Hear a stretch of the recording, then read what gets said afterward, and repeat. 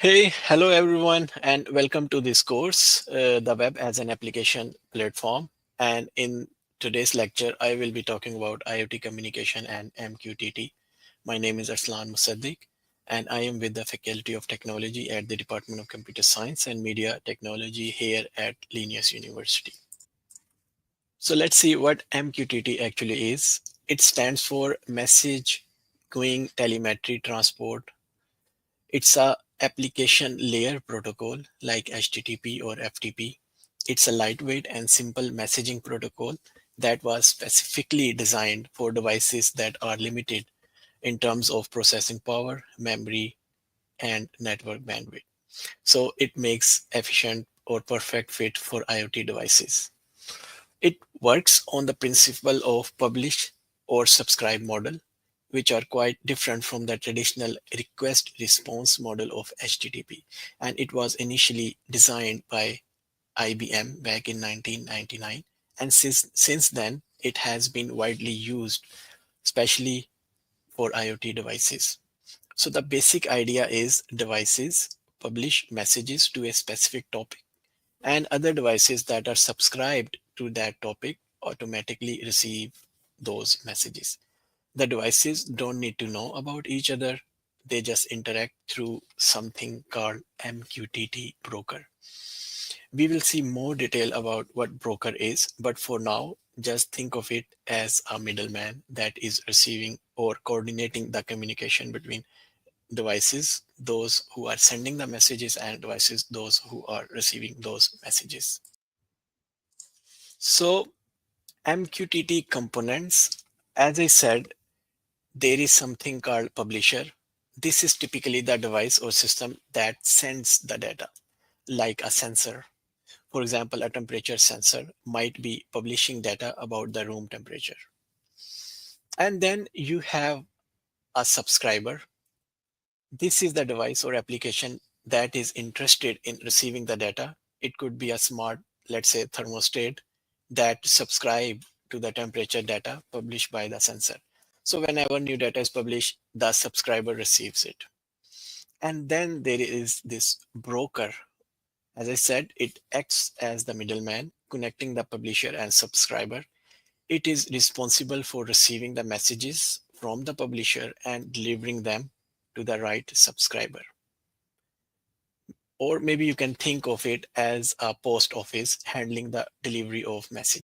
There are some methods that MQTT provides. For example, connect. It tells us how a device connects to the broker to start communicating. Similarly, disconnects is used to disconnect from the broker once communication is done. Publisher to publish the data, and subscriber is for the applications or devices that express interest in a specific topics. Then let's have a look at MQTT working principle. So as I said, it is based on a topic-based messaging protocol that uses publish and subscribe model. So devices or publishers send messages to specific topics. These topics can be thought of like categories, or maybe you can say channels. So for example, a temperature sensor might send its data to topic called, let's say, home/living room or temperature. You will see more detail later. And then the other devices or subscriber receiving those messages, if they are subscribed to the same topic, then they will receive these messages automatically. So this simple publish and subscribe model makes MQTT very efficient for IoT communication, and also those publisher and subscribers does not need to know anything about each other, and everything is managed through a broker. And then we have a quality of service provided by MQTT. It is also one of the most important features. It provides three quality of service levels. The first is quality of service 0. That means at most once. This means that broker or client will deliver the message once, but there is no guarantee that it will actually reach the subscriber. There is no confirmation or acknowledgement. If the message fails to be delivered, it is lost. Second is quality of service level 1. It means at least once. With this level, the broker or client will deliver the message at least once, and it will confirm that the message was received. If there is an issue with the delivery, the message will be sent again until it successfully delivered. And the last one is quality of service level 2. That means exactly once. You can say this is the highest level of service. Often it is slow. The broker or client guarantees that the message will be delivered exactly once, no more or no less. To ensure this, MQTT uses a four-step handshake procedure, which makes this the most reliable. But as I said, it is also the slowest one. So, which quality of service level you intend to use actually depends on your application scenario. So we can look at MQTT with some real life scenarios example. For example, imagine a weather station that publishes temperature and humidity data to the broker using a specific topic such as weather slash temperature or weather slash humidity. This data is then subscribed by an IoT device that controls greenhouse. The greenhouse device is interested in maintaining specific temperature and humidity level, so it listens for update from the weather station. And once that IoT device receives the data, it uses that information to decide when to turn on or off the greenhouse heating or cooling system, ensuring that the environment stays ideal. So this is one example. Another example is smart home, or you can say smart hub, that sends a that publishes command to turn on the light or turn off the light in the living room using a broker. So you can think of MQTT based on these real life scenarios. Now let's go more into the details of MQTT. The MQTT topics, what actually these topics are. Topics are used to specify where messages are published and where they should be sent. Essentially, topics are how devices express interest in certain types of messages. It's a string where each part is separated by a forward slash, as you can see here, and each forward slash represent level in the topic hierarchy.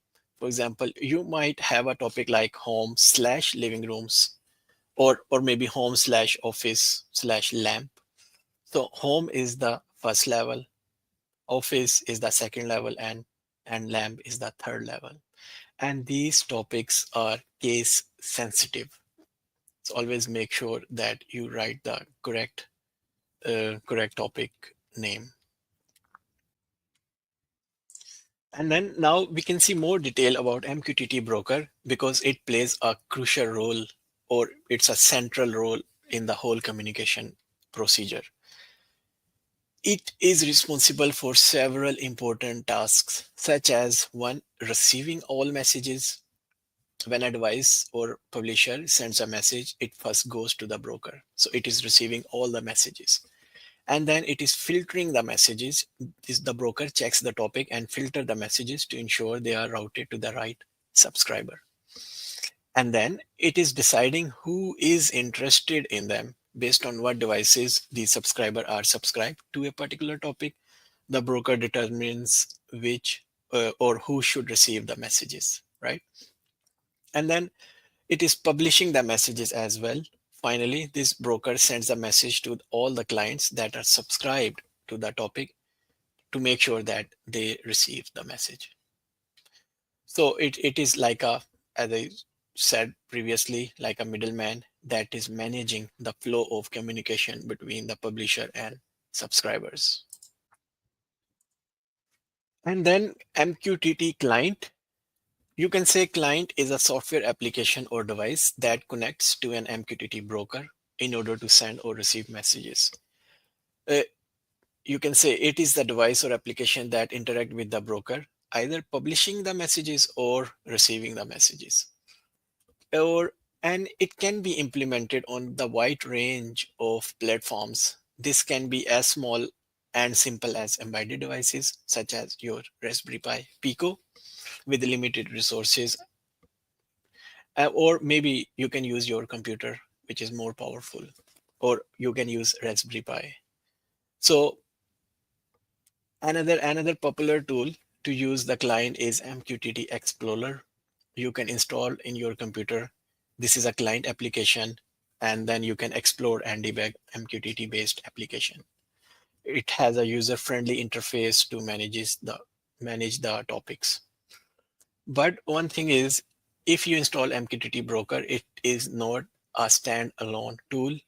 It needs to be connected to an actually broker in order to work. Yeah.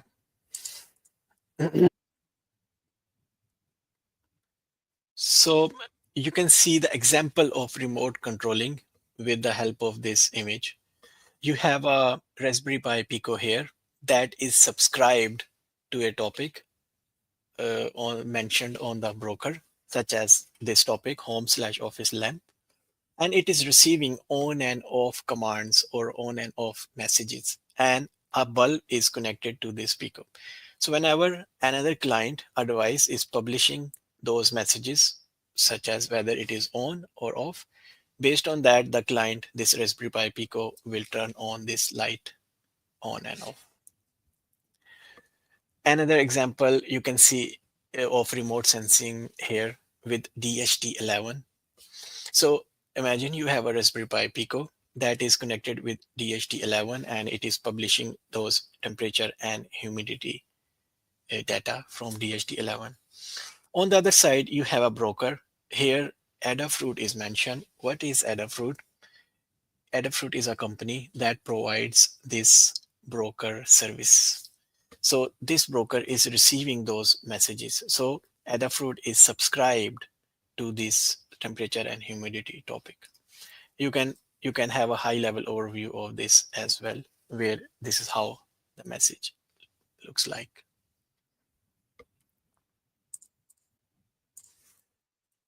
There are many free MQTT brokers that you can use to get started with the MQTT communication. They provide these platforms and they are often free to use. For example, this MQTT, this Mosquito based MQTT broker, a Mosquito, the first one is Mosquito. I have seen it a lot. Many people are using this. It is one of the most widely used. I have seen it in many projects. Then Hive MQ is it is another broker. It is also very widely used. I saw EMQX. I haven't used it by myself, but I know some people are using this. And then ThinkSpeak, it is one of the most widely used. I have seen hundreds of projects using ThinkSpeak as a MQTT broker. And then Adafruit. There are more you can explore, but the commonly used one I mentioned here. And Adafruit is the one I will show you example as an example how you can use it. So to get started with Adafruit, you need to go to their website, adafruit.com, and then create an account. I mentioned all the steps so that you have Adafruit up and running in these slides that create an account.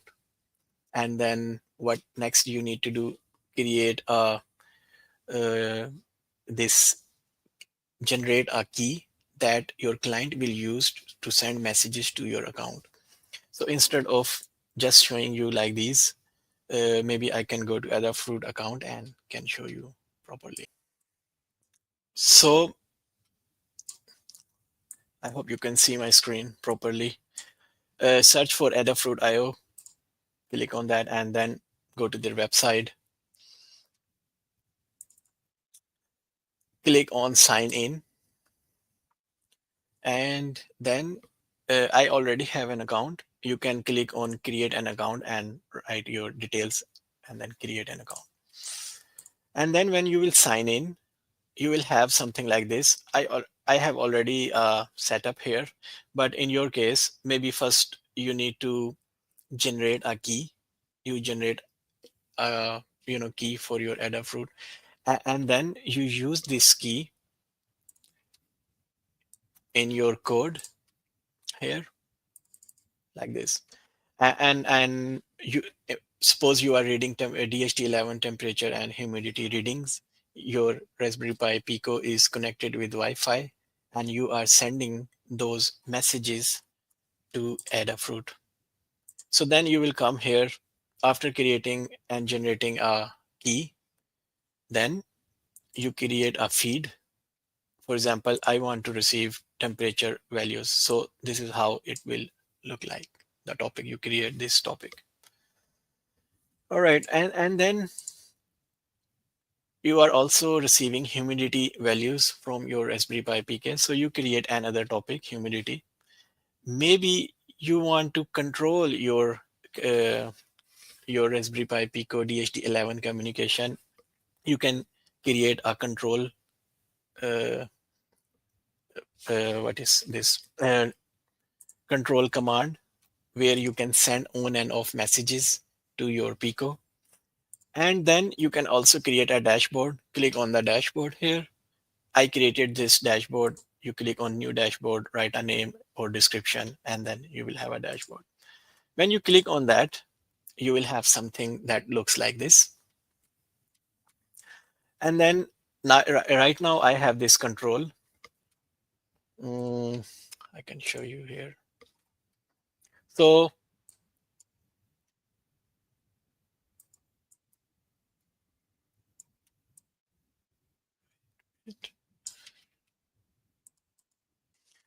from here, I can send a message to my Raspberry Pi PK to turn off the DHT11 sensor. Now you can see here. I don't know if it is too small for you to see.